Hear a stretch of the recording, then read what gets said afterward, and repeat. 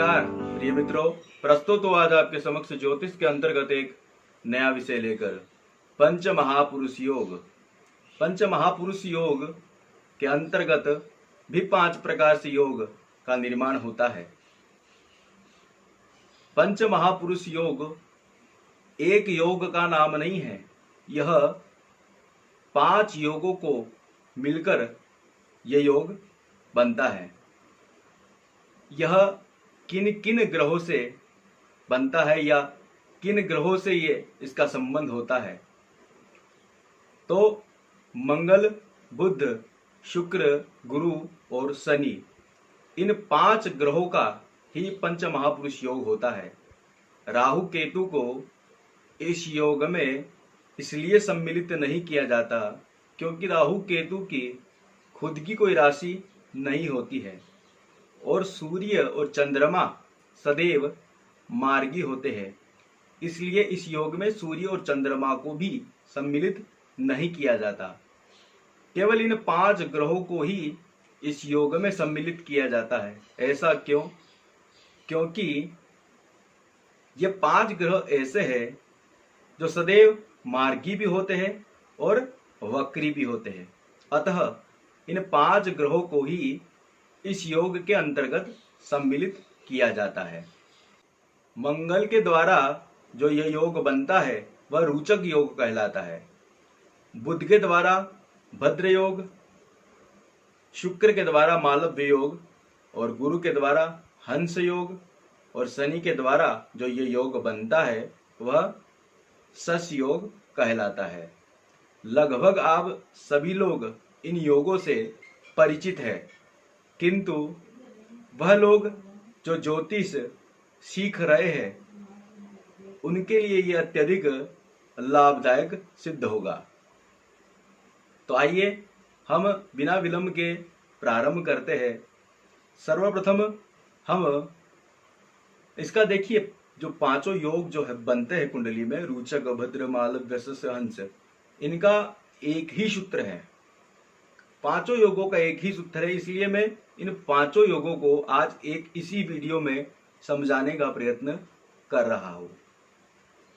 अगर जन्म कुंडली में केंद्र में, लगभग आप केंद्र से सभी परिचित है, हमारा जो प्रथम भाव होता है लग्न, वह केंद्र का भाव है। चतुर्थ भाव जो है वह भी केंद्र का है। सप्तम भाव जो है वह भी केंद्र का है और दशम भाव जो कुंडली का होता है वह भी हमारा केंद्र का होता है। यदि इन 5 ग्रहों में से कोई भी एक ग्रह केंद्र में यदि स्वराशि का या अपनी उच्च राशि में विराजमान होता है तो यह उससे संबंधित योग का निर्माण करता है। मेष लगन से लेकर मीन लगन पर्यंत किसी भी लगन में केंद्र में यदि यह ग्रह स्वराशि के हो या उच्च राशि के हो, अगर केंद्र में यह ग्रह विराजमान है स्वराशि या उच्च राशि में, तो यह उस योग को निर्मित करते हैं।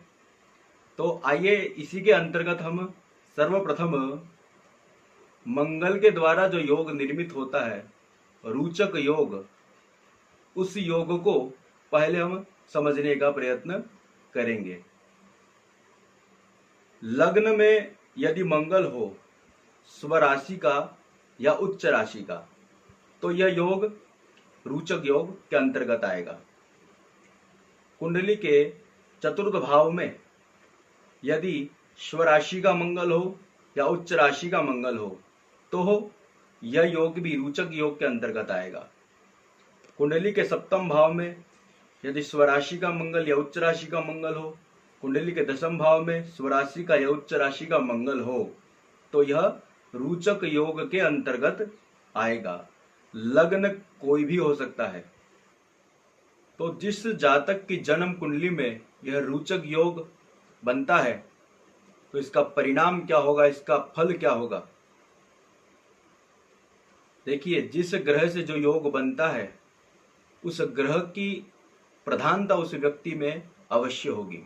तो रोचक योग मंगल से बनता है तो मंगल की प्रधानता यहाँ व्यक्ति में विशेष देखने को आपको मिलेगी। व्यक्ति मेहनती होगा, व्यक्ति दृढ़ निश्चयी होगा, साहसी होगा, पराक्रमी होगा, वह शत्रु भय से मुक्त होगा।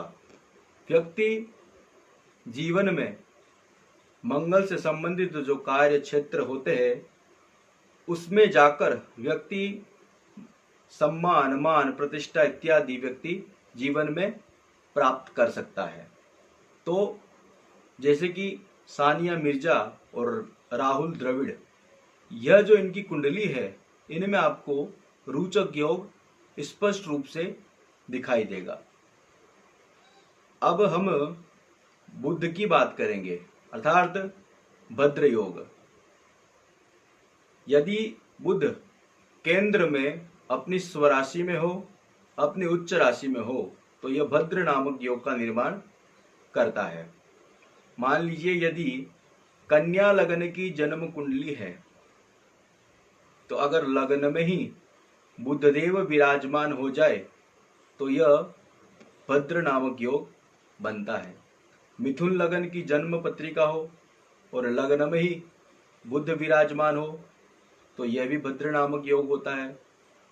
तो ये आपको देखना है पूर्ण रूप से कि केंद्र का ही भाव होना चाहिए। प्रथम, चतुर्थ, सप्तम, दशम इन भावों में ही यदि स्वराशि या उच्च राशि में बुध विराजमान है तो यह भद्र नामक योग का निर्माण करता है। अब यह योग, इसका क्या प्रभाव होगा जीवन में? तो बुध से संबंधित प्रभाव व्यक्ति पर विशेष होगा। यह हास्य विनोदी होंगे, भाषा कला में निपुण होंगे, वाक पटुता होगी, वाचाल होंगे, ज्योतिषी हो सकते हैं, गणितज्ञ हो सकते हैं।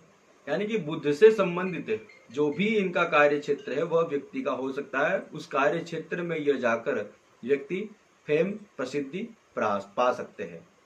और इसी प्रकार से जो शुक्र का योग बनता है वह मालव्य योग कहलाता है। तो शुक्र भी यदि केंद्र में स्वराशि का या अपनी उच्च राशि में हो तो यह मालव्य योग का निर्माण करते हैं। तो ऐसे जातक के ऊपर विशेष शुक्र का प्रभाव होगा। शुक्र अर्थात व्यक्ति के पास लग्जरी चीजें होगी, जीवन में वह भोग विलास करेगा, अच्छा घर होगा उसका, वह व्यापार प्रिय होगा। ये सब चीजें आप उसमें देख सकते हैं। इसी प्रकार से गुरु का जो योग बनेगा वह केंद्र में यदि अपनी उच्च राशि में हो या स्वराशि में हो तो वह हंस योग बनाएगा। ऐसे व्यक्ति धर्म प्रेमी होते हैं, प्रभु की, ईश्वर की कृपा उनके ऊपर विशेष होती है, धर्म के क्षेत्र में वह विशेष रुचि रखने वाले होते हैं, शिक्षक वह हो सकते हैं, उनमें गुरु से संबंधित गुण मौजूद होंगे और व्यक्ति उस कार्य क्षेत्र में जाकर फेम, प्रसिद्धि पा सकता है। इसी प्रकार से शनि का जो योग बना वह शश योग बना।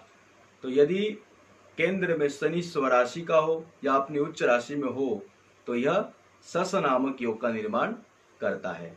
ऐसे जातक मेहनती होते हैं और व्यक्ति न्याय प्रिय होते हैं।